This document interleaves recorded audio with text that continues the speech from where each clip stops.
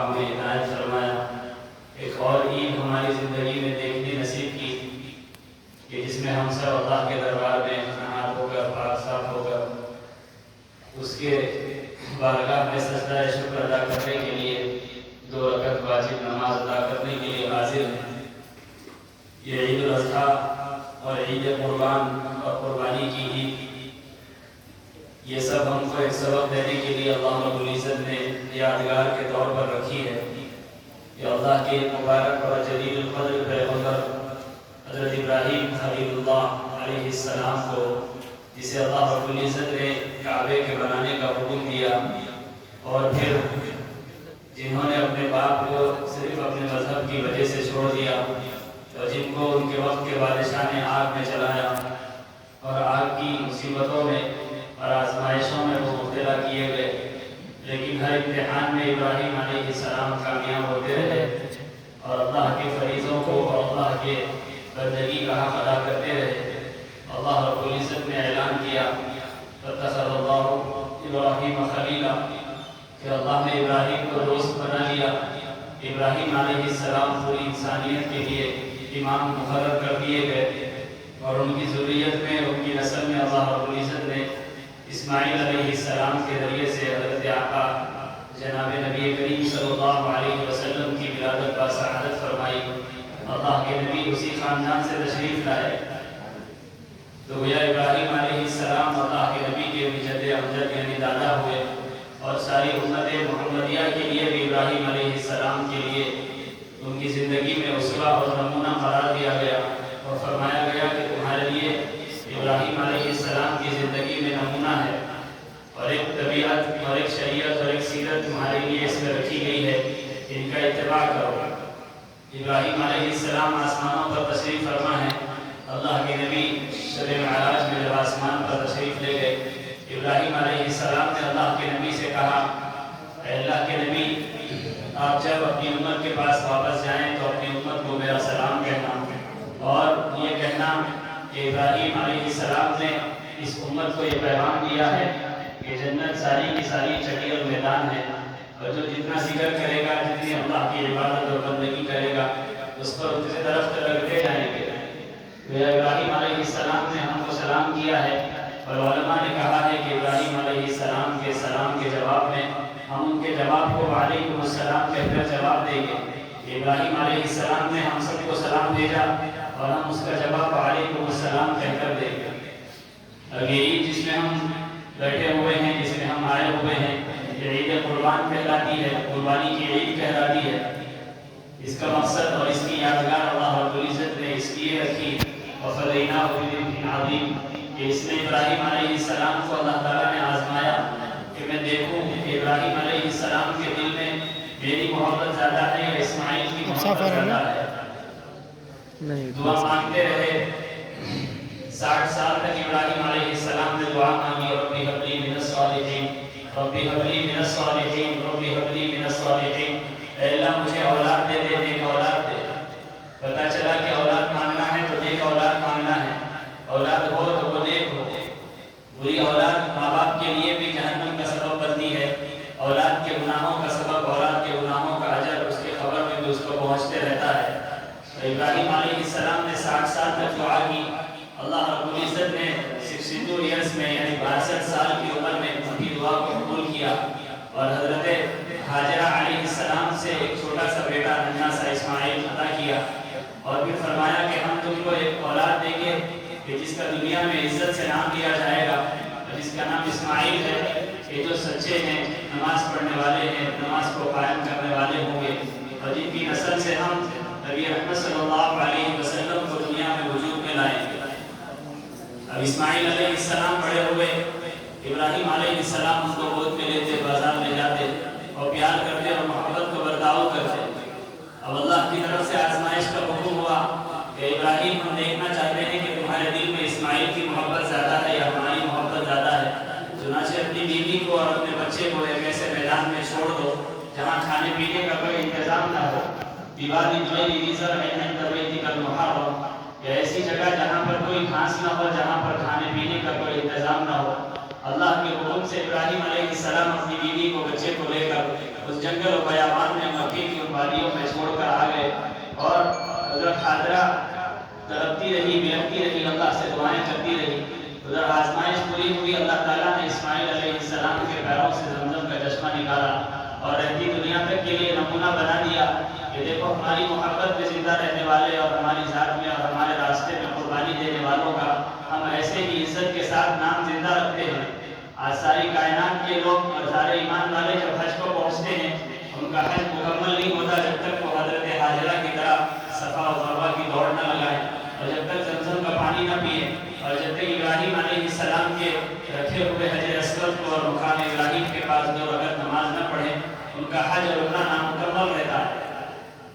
ابراہیم علیہ السلام کے پیروں کی جگہ کو اللہ نے مصلی بنا دیا۔ ابراہیم علیہ السلام کی بیوی حضرت ہاجرہ کے بیٹے اسماعیل کے پیروں سے نکلنے والے پانی کو اللہ نے برکت والا اور شفا کا زمزم بنا دیا اور صفا و مروہ کی دوڑ کو لازم اور قرار دے دیا کہ جب تک عمرہ کرنے والا صفا و مروہ کی دوڑ نہیں لگائے گا اس کا عمرہ مکمل نہیں ہوگا۔ تو یہ یادگار، یہ نشانیاں، یہ عزت کے مینار یہ اس لیے قائم ہوئے کہ انہوں نے اللہ کے لیے اپنی زندگی کو قربان کیا۔ اب ابراہیم علیہ السلام واپس آئے اپنی بیوی سے ملنے کے لیے تو حکم ہوتا ہے کہ ابراہیم اپنے بیٹے کو ذبح کر کے دکھاؤ کہ ہمارے راستے میں اور ہماری خواہشات کے سامنے، ہماری محبت کے سامنے کسی محبت کو کوئی دوام نہیں ہے، وہ ساری محبتیں ختم ہونے والی ہے، ہماری محبت باقی رہنے والی ہے، تم اپنے بیٹے کو کاٹ کے دکھاؤ۔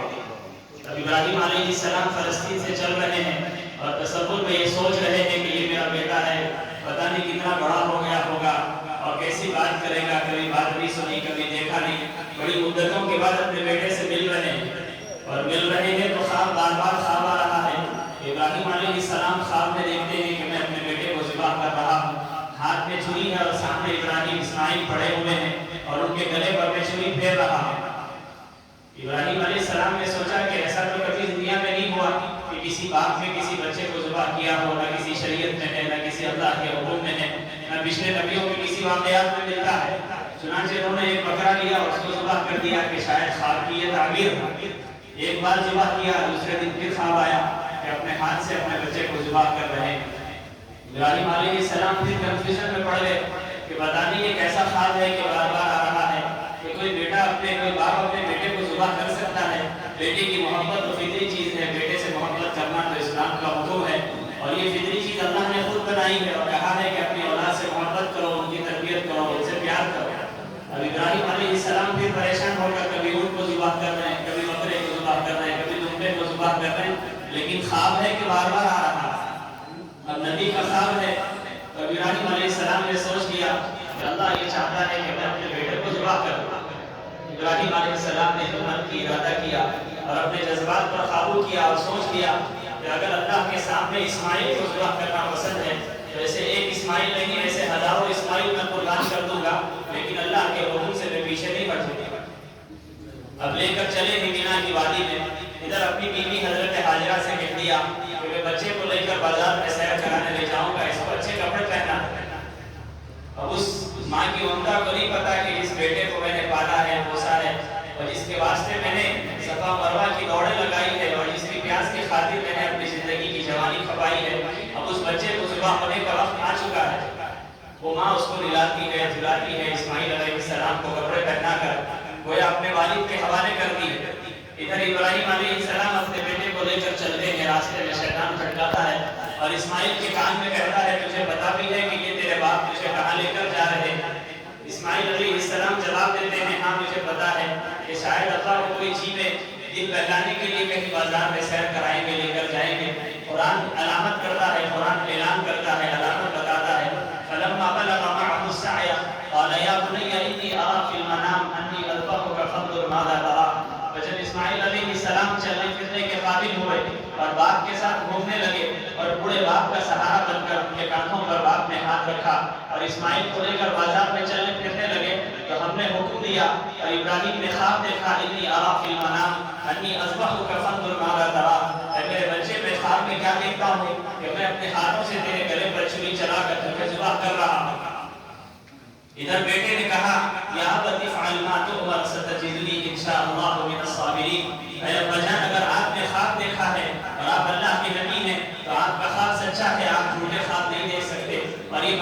جاتا ہے کہ یہاں اللہ حکم دینے والا ہے، اے ابا جان اگر اللہ کا حکم ہے تو یہ اسماعیل کرنے کے لیے تیار ہے۔ یہ چھوٹا سا معصوم بچہ ہے 6 سال کا، اسے کس نے بتایا کہ اللہ کا حکم کیا ہوتا ہے؟ علامہ اقبال کہتے ہیں یہ مکتب کی کرامت تھی، یہ فیضان نظر تھا، سکھائے جس نے اسماعیل کو اعلیٰ پہ فرزند۔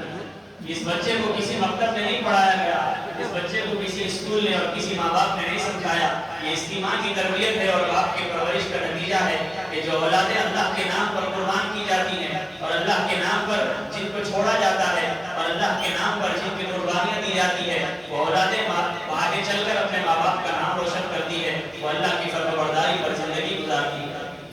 چنانچہ اسماعیل علیہ السلام راضی ہو گئے اور کہنے لگے اے ابا جان اگر یہ اللہ کا حکم ہے تو یہ اسماعیل کرنے کے لیے تیار ہے۔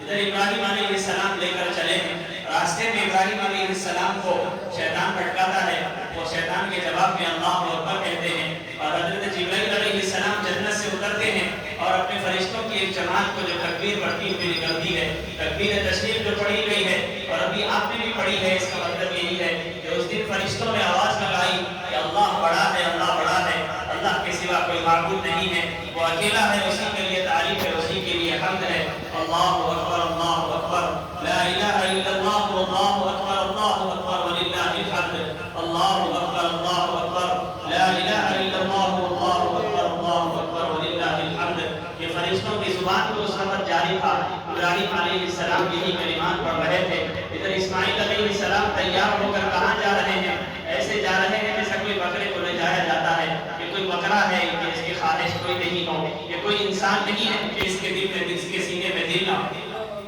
یہ اسماعیل علیہ السلام نے انہوں نے ماں کی محبت کو دیکھا ہے اور بڑی مدتوں کے بعد اپنے باپ سے انہوں نے ملاقات کی۔ اب اندازہ لگائیے یہ قربانی کیسی قربانی ہے؟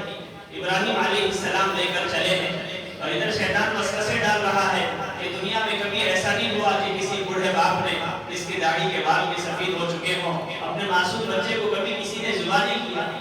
اور جا کر مینا کی وادی میں مزدلفہ کے ان راستوں میں چلتے ہوئے گزر رہے ہیں، وہ راستے بھی دیکھ رہے ہیں کہ ایک ایسا باپ ہے جو اپنے بچے کو ذبح کرنے جا رہا ہے۔ آسمان کے فرشتے جس کو دل نہیں ہے، جس کو جذبات نہیں ہے، وہ دیکھ کر اللہ سے شکایت کر رہے ہیں مولا یہ کیسا باپ ہے اور یہ کیسا تیرا حکم ہے کہ ایک باپ اپنے بچے کو ذبح کر سکتا ہے؟ یہ کیسی قربانی ہے؟ فرشتوں کو تب پتا چلا کہ یہ عشق کی آگ ہے، یہ اللہ کی محبت ہے جس کے سامنے ساری خواہشیں قربان ہیں۔ ان صلاتی و نسکی و محیای و مماتی للہ رب العالمین، میرا جینا اس کے لیے ہے، میرا مرنا اس کے لیے ہے، اس کے حکم پر میری جان جاتی ہے تو جائے، اس کے حکم پر میرا گلا کٹتا ہے تو کٹ جائے، اس کے حکم پر میرے جسم کی چمڑی اترتی ہے تو اتر جائے، اس کے حکم پر میری نیند قربان ہوتی ہے تو ہو جائے، اس کے حکم پر میں حرام رزق کو چھوڑتا ہوں تو چھوڑ دوں، اس کے حکم پر میں چھوٹی روٹی سوکھی زندگی گزارتا ہوں تو گزار دوں گا، لیکن اللہ کا حکم نہیں چھوڑوں گا۔ یہ اللہ کے حکم کی اہمیت وہاں فرشتوں کو سمجھ میں آئی۔ آسمان نے اس منظر کو دیکھا، ایک بوڑھا باپ اپنے بچے کو ذبح کرنے کے لیے تیار ہے۔ پتا چلا ابراہیم نے اپنے عمل سے بتا دیا کہ دیکھو اللہ کے حکم کے آگے اولاد ذبح ہوتی ہے تو ہو جائے لیکن اللہ کا حکم نہ ٹوٹے۔ اسماعیل علیہ السلام نے ذبح ہو کے بتا دیا، اپنے گلے کو پیش کر کے بتا دیا کہ دیکھو اللہ کے حکم کے آگے گلا کٹتا ہے تو کٹ جائے۔ اسماعیل علیہ السلام سے شیطان نے کہا ارے تمہیں پتا بھی ہے کہ یہ تمہارا باپ تمہیں کہاں لے کر جا رہا ہے؟ تو انہوں نے جواب دیا کہ مجھے پتا ہے کہ اسماعیل ابراہیم علیہ السلام مجھے لے کر اللہ کے راستے میں ذبح کرنے کے لیے جا رہے ہیں، اگر میری زندگی کٹ جائے گی اور میرا گلا کٹ جائے گا تو پھر جنت مجھے ملے گی اللہ کے حکم کے واسطے، اور جنت دنیا سے اچھی ہے۔ اور ابراہیم علیہ السلام تمہارے باپ ہیں، یہ چھوٹ جائیں گے، تمہاری ماں ہے وہ ختم ہو جائے گی، وہ چلی جائے گی۔ تو اسماعیل علیہ السلام جواب دے رہے ہیں کہ اگر یہ میرے ماں باپ چھوٹتے ہیں تو چھوٹ جائیں، ان کے بدلے میں مجھے اللہ ملے گا، اللہ میرے ماں باپ سے اچھا ہے۔ اللہ کی محبت ماں باپ سے زیادہ اس بچے کے دل میں بیٹھی ہوئی۔ آج ہماری اولادوں سے پوچھا جائے کہ تمہیں کون پالتا ہے تو وہ کہتے ہیں ہمارے ابا اور امی پالتے ہیں، تمہیں کون کھلاتا ہے تو وہ کہتے ہیں ابا اور امی کھلاتے ہیں، تمہیں کون شفا دیتا ہے وہ کہتے ہیں ڈاکٹر کی گولی سے شفا ملتی ہے، تمہاری کامیابی کس میں ہے وہ کہتے ہیں میں اچھا بن کر اچھا پڑھ لکھ کر ڈاکٹر بن جاؤں گا، انجینئر بن جاؤں گا اور پیسے کما کے لا کے اپنے ابا کو کھلاؤں گا تو میں کامیاب زندگی والا بن گیا۔ آج ہماری نسلیں ہماری اولادیں اس شرک پر بل رہی ہیں، ان کا عقیدہ ماں باپ کے عقیدے میں گلا ہوا ہے، ان کا عقیدہ دنیا کے نوٹوں میں لگا ہوا ہے، ان کو یہ نہیں پتا کہ اللہ کھلاتا ہے، اللہ پالتا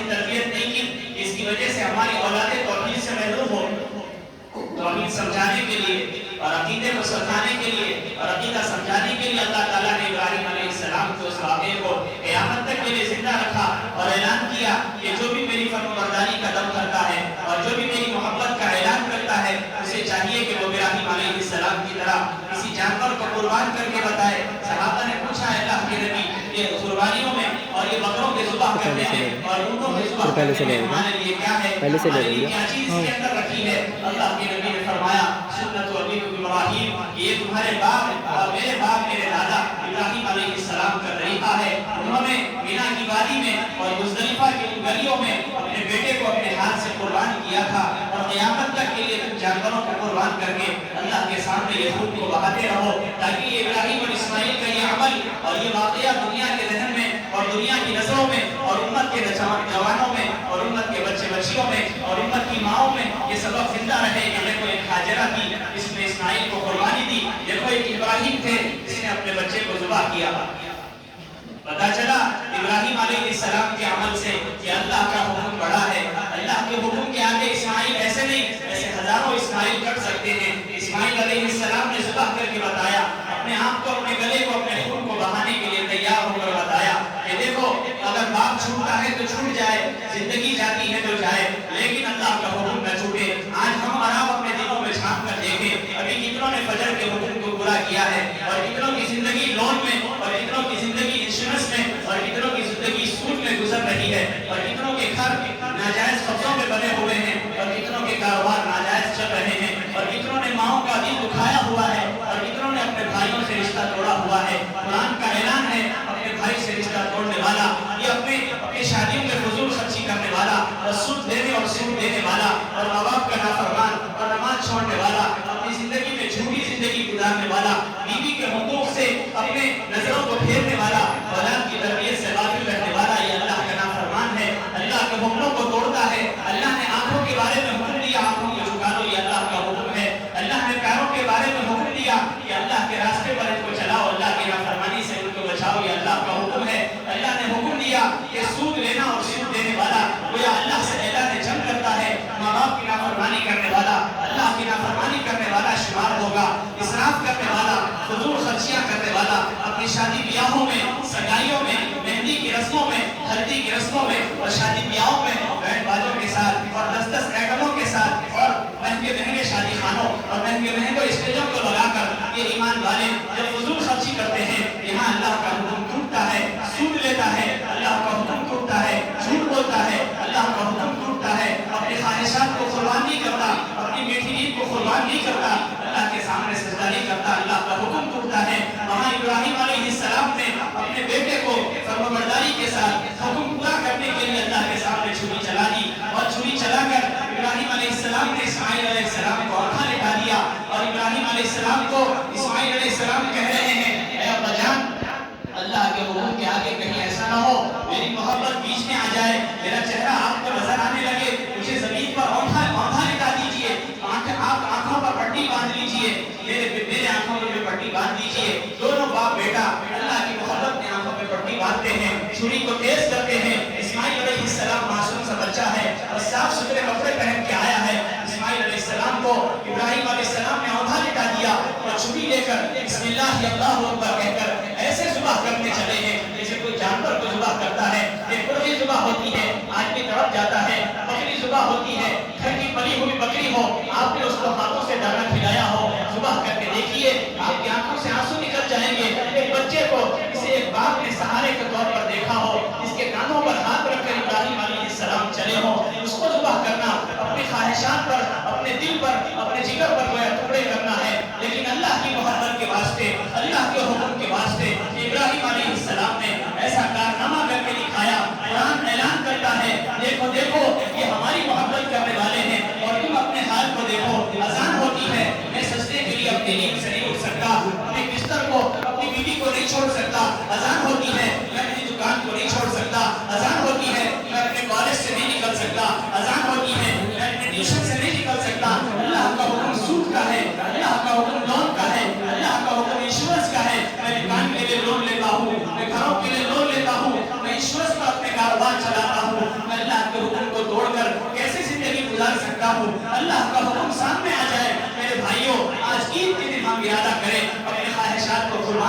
گے جیسے ہم جانور کو قربان کرتے ہیں. یہ 10-12 ہزار کا جانور ہے, یہ گائے ہے تو 80,000 کی 40,000 کی ہے. ایک گائے نہیں 100 گائے آپ قربان کرنی چاہیے, لیکن اپنے دل کی خواہشات ویسے کے ویسے ہوں کہ یہ قربانی آپ کو کوئی معنی نہیں رکھتی. یہ جانور تو ذبح ہو جائے گا, اس کا گوشت غریبوں میں تقسیم ہو جائے گا, کھا کے ختم ہو جائے گا. لیکن آج قربانی کی عید پر آپ ارادہ کریے کہ میں جیسے ابراہیم علیہ السلام نے ایک کعبے پر ساری امت کو جوڑا ہے, میں جڑوں گا اور میرے اپنے تمام مسلمانوں سے, تمام مسلمانوں کو ایک قبلے کی طرف جیسے اللہ تعالیٰ نے جوڑ کر رکھا ہے. ہم سب کا قبلہ ایک ہے, ہم سب کا قرآن ایک ہے, ہم سب کی حدیث رسول ایک ہے, ہم سب کے روضے رسول حضرت محمد رسول اللہ صلی اللہ علیہ وسلم ایک ہے. جیسے قرآن ایک ہے, جیسے اللہ کے نبی ایک ہے, اور جیسے کعبہ ایک ہے, ایسے ہی ہم سب ایک ہیں. ہمارا کوئی فرقہ نہیں ہے, کوئی دیوبندی فرقے والا نہیں ہے, کوئی جماعتی کا فرقہ نہیں ہے, کوئی اہل حدیث کا فرقہ نہیں ہے, کوئی فاتحہ دینے والوں کا فرقہ نہیں ہے. جس کا قرآن سامنے ہو, جس کا کعبہ ایک ہو, جس کا نبی ایک ہو, اس کا کوئی فرقہ نہیں ہو سکتا. یہ عقیدے ہیں, یہ سوچ ہے. میں میری سوچ کو اپنے گھر کے اندر رکھوں گا, لیکن مسجد آؤں گا, باہر نکلوں گا تو میں ایک مسلمان رہوں گا. اللہ کے نبی کی حدیث ہے, جو تمہارے قبلے کا استقبال کرے, قبلے کی طرف رخ کر کے نماز پڑھے, تمہارا ذبیحہ کھائے, قربانی کرے, وہ مسلمان ہے, وہ ایمان والا ہے. جو کلمہ طیبہ کی گواہی دیتا ہے وہ میرا بھائی ہے, وہ کسی فرقے کا نہیں ہو سکتا. میں سب کو سلام کروں گا, سب کے ساتھ اچھا برتاؤ کروں گا. آج عید کے موقع پر جیسے میں قربانی کر رہا ہوں, آج میں اللہ کے سامنے وعدہ کروں گا کہ اپنے بھائی سے مل کر رہوں گا. ہم سب بھائی ہیں, ایک قرآن پر, ایک حدیث پر, ایک کعبے پر ہم سب جمع ہیں. ہمارا کوئی فرقہ نہیں ہے, ہمارا کوئی عقیدہ الگ نہیں ہے. میں سب ساتھیوں سے ملوں گا, سب فرقے والے میرے بھائی ہیں, سارے فرقے والے میرے بھائی ہیں. اہل حدیث ہے, وہ قرآن اور حدیث کو فالو کرتا ہے, وہ میرا بھائی ہے. کوئی فاتحہ دیتا ہے, سلام پڑھتا ہے, وہ میرا بھائی ہے. کوئی جماعت میں جاتا ہے, نہیں جاتا ہے, وہ میرا بھائی ہے. میں سب کو سلام کروں گا, سب کے ساتھ دل صاف رکھوں گا, سب کے بارے میں اچھا عقیدہ رکھوں گا, مل جل کر رہوں گا. تبھی میرے بھائیوں ہماری نمازیں قبول ہوگی, ہمارا دل صاف ہوگا. ہم یہ ارادہ کریں کہ قربانی کے موقع پر جیسا ہم ایک ساتھ جمع ہو کر نماز پڑھتے ہیں, ایک ساتھ اللہ کے سامنے سجدہ کرتے ہیں, قربانی دیتے ہیں, اس قربانی کے موقع پر جو مسائل علماء کرام نے بتائے ہیں, ان مسائل کے حساب سے ہم عمل کریں گے. اور گلے کو کاٹتے وقت جانور کی 4 لگیں کاٹیں گے, اس میں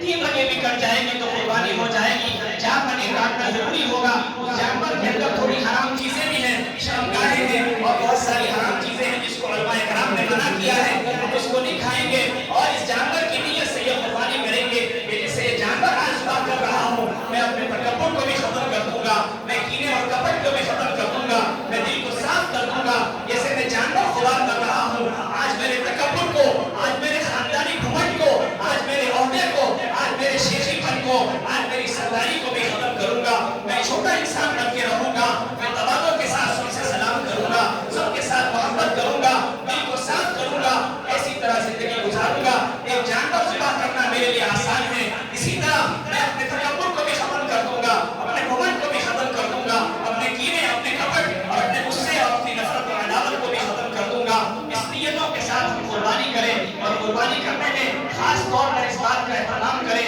کہ ہماری قربانی کا گوشت اور ہماری قربانی کا خون سڑکوں میں نہ بہے, ہمارے خون کے بہانے کی وجہ سے کسی غیر مسلم کو تکلیف نہ ہو, اور جانور کی غلاظت اور جانور کی گندگی کو تھیلوں میں پیک کر کے کچرا پنڈیوں میں اور ایسی محفوظ جگہ پر ڈالیں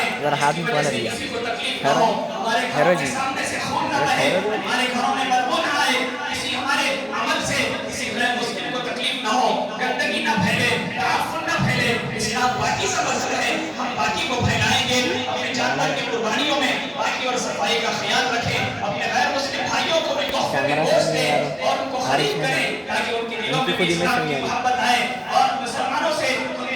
ان کے بارے میں اچھا رویہ پیش کریں. یہ قربانی اللہ کے دربار میں پیش ہو جائے. اسی لیے یہ 2 رکعت نماز صلاۃ الضحیٰ کی اس نیت کے ساتھ کہ میں 2 رکعت نماز پڑھتا ہوں اللہ کے سامنے, وہ میرا کعبہ شریف کی طرف اس امام کے تابع ہو کر 6 زائد تکبیروں کے ساتھ میں ادا کرتا ہوں. واجب نماز یہ نیت کریں گے, زبان سے نیت کرنا ضروری نہیں ہے. آپ آگے نیت ہو گئی ہے, اب امام اللہ اکبر کہہ کر رکعت باندھے گا. پہلی رکعت اللہ اکبر کہہ کر باندھی جائے گی, اس کے بعد ثنا پڑے گا, امام ثنا پڑے گا, آپ بھی ثنا پڑھیں گے. اس کے بعد امام اللہ اکبر کہہ کر ہاتھ چھوڑ دے گا. اسی طرح ہمارے پاس ہاتھ کہہ کر اللہ اکبر کہہ کر چھوڑ دے گا. یہ 2 تکبیریں ہو گئی.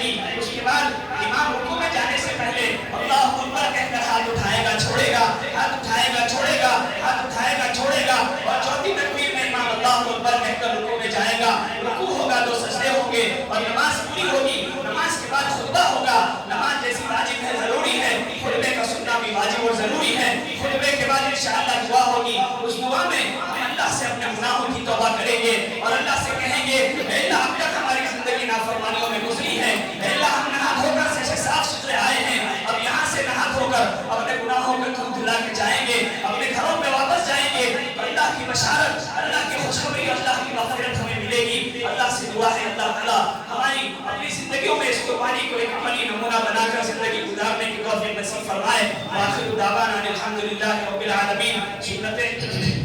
صفحے بنا دیں۔